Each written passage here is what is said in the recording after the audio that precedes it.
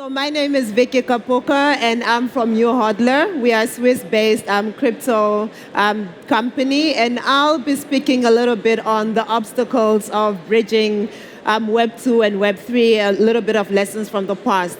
So YouHodler is a company. If you have had a chance to pass by our booth, you would have learned a little bit about us, and if not, hopefully after this you'll get to come and chat a little bit with us. In the industry, we have been in since about 2017, and we have always been positioned to bridge the gap between traditional finance and new finance. And as we approach 2023, we are trying to reimagine Web3 in order to have both Web 2 services and Web 3 services within one platform. So that is very exciting for us, and really if you do come pass by, we can kind of, chat a little bit more.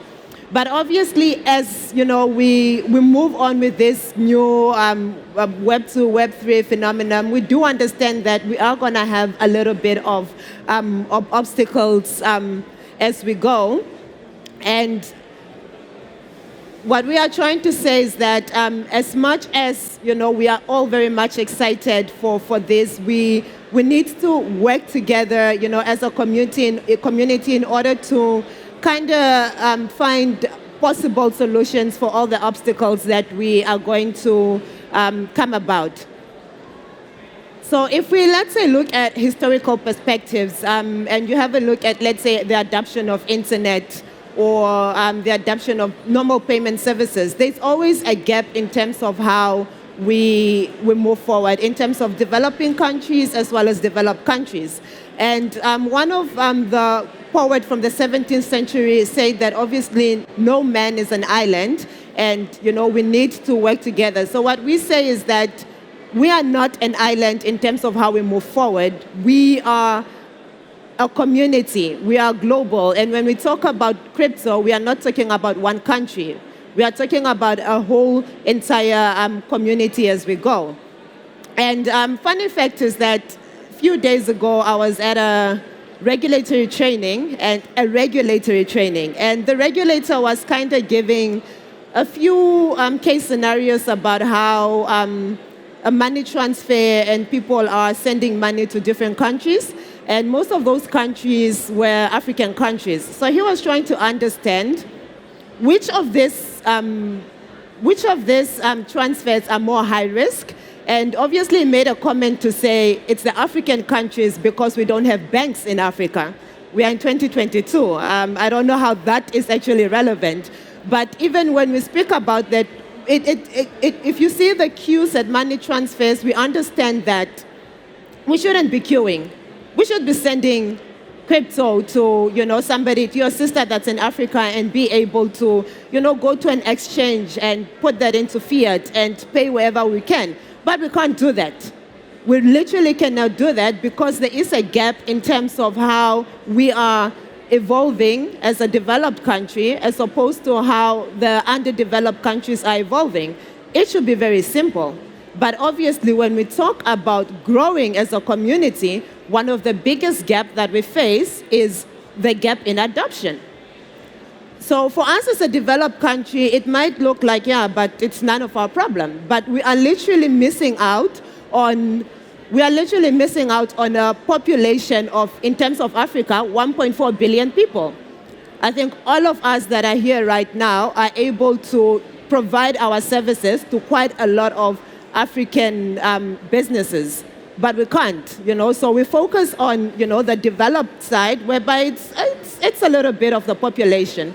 But as we grow, and if we want to grow, and if we want to be fully successful as a community, we need to take note that there is a gap, and we need to close that gap. And obviously with the gap of adoption, one of the big things that comes is regulation. Nobody wants to hear about regulation, but unfortunately, when a Switzerland is creating laws, but a Namibia is not creating laws, we do have bad players in the market that would prefer to operate in a country that has no laws. And that creates a lot of mistrust in the industry that we are in. Not all of us are bad players, but people are going to be in the markets with lesser laws. But at the same time, crypto is global, but it's still regulated very locally. Like, it just doesn't make sense. So we are trying to get a license in Italy, a license in France, but it's complicated. It's a lot of work. This country is saying A, that country is saying B, but crypto doesn't say that. We just speak about one item, but these are the difficulties that are coming if we don't also close the gap of regulatory arbitrage. Because then we also have bad players in the market as well that are creating new coins with the sole purpose of evading the framework of that specific country. And, we have regulators chasing after this and that. It's basically delaying the whole process. And I think when we want to grow, that is one gap that we clearly need to actually close. But when we speak about regulation, I say it's global. We need an international body to kind of come into play and, help us transition so we can say this is how we regulate, this is how we go forward. But when we speak about an international body, who do we speak about? Who is going to create this international body? Is it the regulators? Is it the government? Or is it us as a community that kind of sits here right now and understand the market way better than anybody else? We basically expect the regulators to come in, and for that, I think we'll be waiting for a long time. And also, they don't understand, so we still need to teach them, and it's a whole process. So the question is, how do we fix the problem? How do we move forward? And I say the biggest thing is that we really, really need to educate. Like when I say I want to send money to my sister in Namibia and I want to send it with Bitcoin, she won't trust me. Like, she won't know what to do. I do, but she won't know what to do. So in other words, we are not educating. So there's this gap in education that is causing a lot of confusion. It's causing a whole lot of mistrust. And this is why we have we already have a volatile market, so we want to be on the same page. We want to be aligned. And so we are saying all countries, developed, developing, all industries, whether it's the legal industry, it's the accounting industry, we all need to be very aligned in terms of how we move forward. And then the other thing is, we're really, really, I said it yesterday, and somebody said, oh, that's a hot topic. But we really, really need to engage with our regulators. Like, I feel like we are afraid of the regulators are afraid of us. So we started and we went, and then they came and they're like, okay, now we need to regulate in terms of money laundering. And then, they are chasing after us, they're chasing, and then we are going. Now we have moved on, moving to Web3, it's a different industry, and they are still trying to regulate this one part. So half the time the regulators are chasing, and when they actually chase and they come, they still don't understand what we are doing. So we really, really need to engage with our regulators so that when we go, we are literally on the same page. But I think as I speak today, and somebody mentioned it yesterday, is that most of us, we don't know that it's a problem. And if we don't know that's a problem, well, we are not going to do anything about it.